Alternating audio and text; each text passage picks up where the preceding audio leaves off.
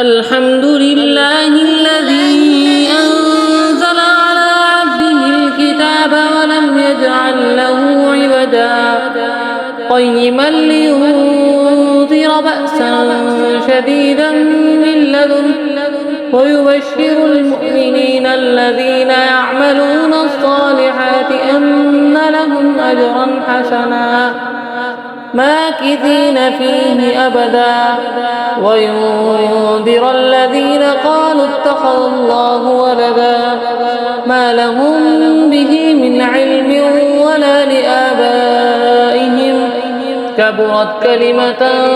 تخرج من أفواههم إن يقولون إلا كذبا فلعلك باخع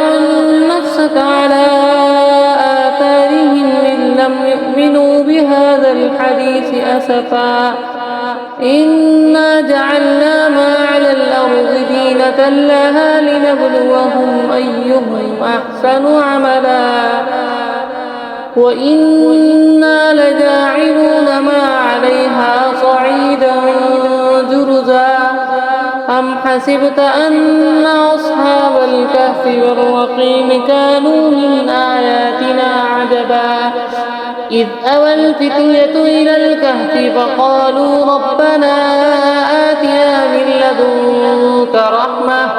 وهيئ لنا من أمرنا رشدا